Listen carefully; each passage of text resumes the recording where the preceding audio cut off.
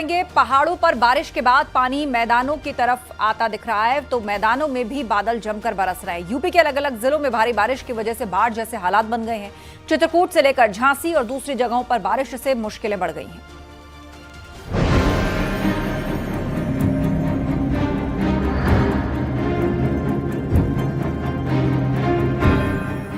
बारिश के मौसम में कई जगहों पर मानसून कहर बरपा रहा है।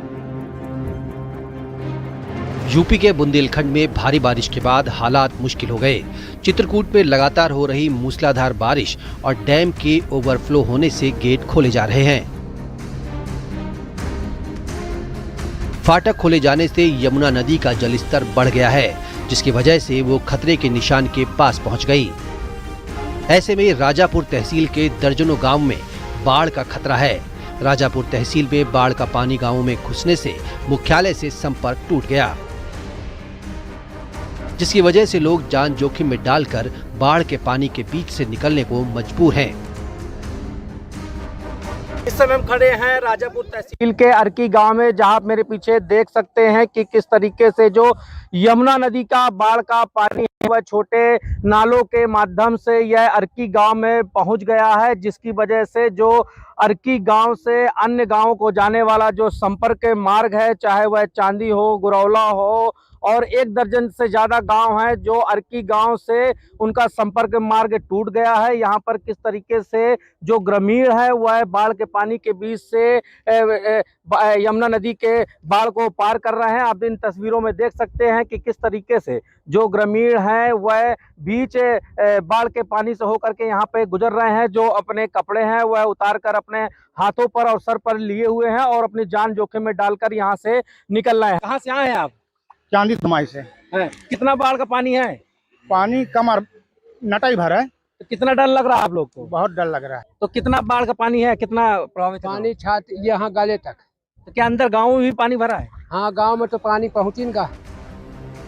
बुंदेलखंड के महोबा जिले में पिछले 4 दशकों में ऐसी बारिश देखने को नहीं मिली जो अब मिल रही है, जिसने जनजीवन को पूरी तरह से अस्त व्यस्त करके रख दिया। भारी बारिश से जिले के सभी प्रमुख तालाब ओवरफ्लो हो चुके हैं। वहीं ग्रामीण इलाकों में जल भराव के कारण हालात गंभीर हो चले हैं। बारिश के चलते कुछ मकान भी ढह गए, जिसमें 2 लोगों की मौत हो गई। बारिश से घरों में रखा अनाज बर्बाद हो गया, तो कच्चे मकान तेज हवाओं और पानी के दबाव में धराशायी हो रहे हैं। बेला सागर, बड़ा तालाब, कीरत सागर जैसे प्रमुख जलाशय लबालब हैं, जिनका पानी आबादी वाले इलाकों में दाखिल होने लगा है। मगर बहुत बारिश हो रही है, कुछ नहीं कर पा रहे हैं। धंधा पानी कुछ नहीं चल रहा। घर मकान हमारे सब गिर गए हैं, कच्चे थे। क्या करें, परेशान है। क्या बच्चों को खिलाएं, क्या खाएं, कहाँ लेके जाएं, उनको ले घूम रहे सब जगह। गांव में डीपीआरओ के माध्यम से और जो कस्बे हैं वहाँ पर ईओ नगर पालिका के माध्यम से जो है सुविधाएं प्रोवाइड की जा रही हैं और इस पर सतर्क नज़र रखी जा रही है कि जब बारिश समाप्त होती है तो कोई भी बीमारी ना फैले, तो उसके लिए दवाइयों का छिड़काव के लिए स्पष्ट निर्देश दिए गए हैं। महोबा का दिसरापुर गांव पूरी तरह जलमग्न है। गांव की गलियों से लेकर घरों तक सिर्फ पानी ही पानी नजर आ रहा है। पानी ने गांव के लगभग 20 कच्चे मकानों को गिराकर तबाह कर दिया।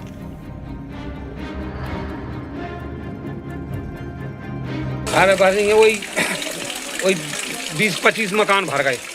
25 मकान बकरी से कम नहीं भरी। 25 हाँ 25 बकरी भरी। अच्छा, कितना टाइम से बारिश हो रही? कितने ये टाइम से बारिश हो रही है? कल जानू 10 बजे हो रही, 10 बजे दिन से, और जानू 12 बजे रात से जानू जो घटना हो रही है।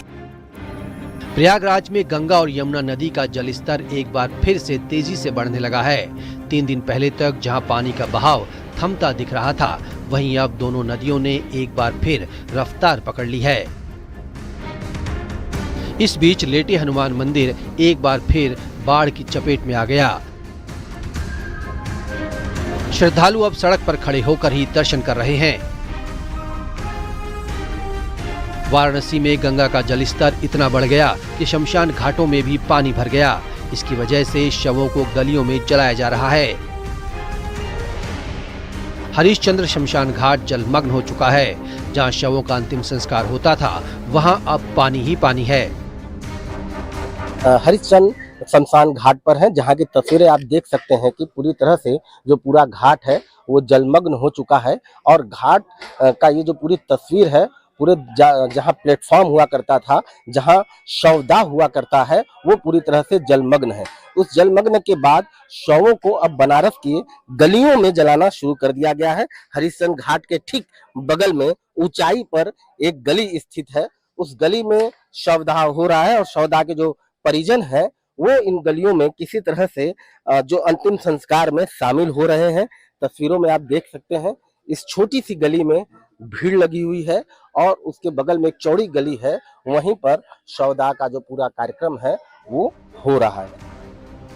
चित्रकूट में भारी बारिश से सड़क धंस गई, जिससे सड़क किनारे खड़ा बालू से भरा ट्रक पलट गया। ड्राइवर और हेल्पर ने किसी तरह अपनी जान बचाई। महोबा में शिवहार बांध पूरी तरह भर चुका है। बांध के फाटक खोलते ही आसपास की नदियां उफान मारने लगीं। ग्रामीण इलाकों में जल स्तर बढ़ गया। हालात ऐसे हो गए कि एक बुजुर्ग दंपति 24 घंटे से पानी में फंस गया। बाद में रेस्क्यू टीम ने बुजुर्ग दंपति सहित 2 मवेशियों को बचा लिया।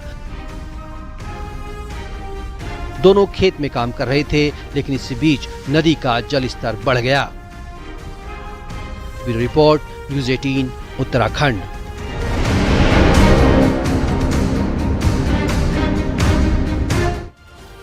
काशी में गंगा नदी का रौद्र रूप देखने को मिल रहा है, जिसके कारण कई इलाके जलमग्न हो चुके हैं। रिहायशी इलाकों में पानी घुस चुका है, सैकड़ों घरों में पानी दाखिल हो गया है।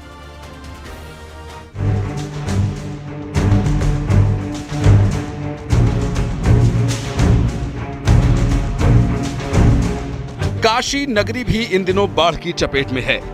गंगा जी ने रौद्र रूप धारण कर लिया है, जिसकी वजह से खतरे के निशान के करीब हैं। गंगा जी के विकराल रूप से वरुणा उफान पर हैं। सालारपुर, पंचकोसी, कपिलधारा, खालिसपुर की तरह जलमग्न है।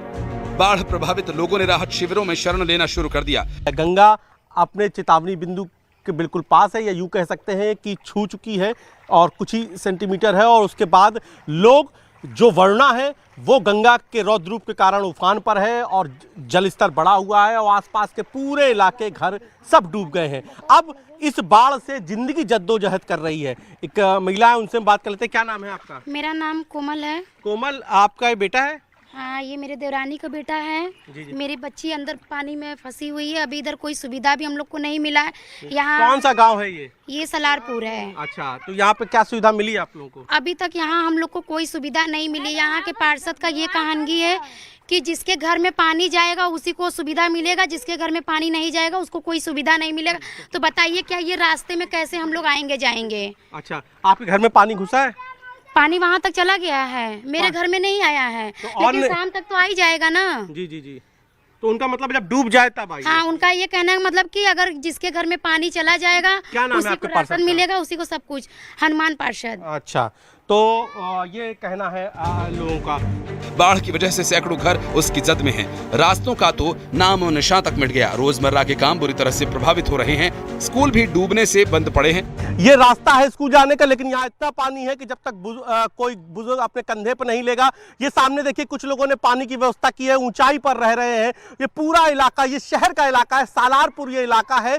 और यहीं के बाढ़ प्रभावितों से मुख्यमंत्री योगी आदित्यनाथ मिले भी थे, उनको राहत सामग्री भी दी थी। और यहाँ पर प्रशासन की कोशिश, मुख्यमंत्री ने साफ तौर पर निर्देश दिए हैं कि किसी भी तरीके से प्रभावित लोगों को दिक्कत ना होने पाए। इसलिए उन्होंने अफसरों की ड्यूटी भी लगाई है यहाँ पर कि 24 घंटे यहाँ की निगरानी करें। निचले इलाकों में लगातार बाढ़ का खतरा बढ़ता जा रहा है। दशाश्वमेध घाट और मणिकर्णिका घाट पर पानी भर गया, जिससे लोगों को परेशानी हो रही है। चूंकि मिर्जापुर की भी पड़ोसी हालात जानना बहुत जरूरी है, चूंकि उसी के रास्ते गंगा में पानी आता है। तो अगर मिर्जापुर की बात करें तो हाईएस्ट रिकॉर्डेड फ्लड जो अब तक हुई है वो करीबन 80.34 मीटर्स है।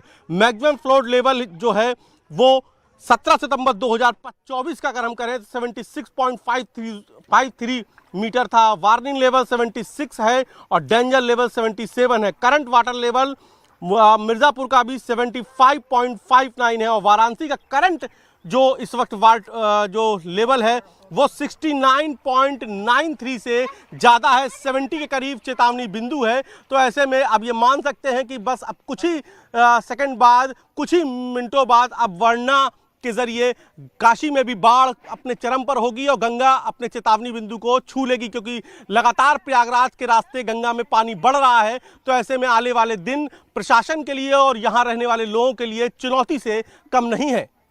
कैमरा पंकज सिन्हा के साथ उपेंद्र द्विवेदी, न्यूज़ 18 वाराणसी।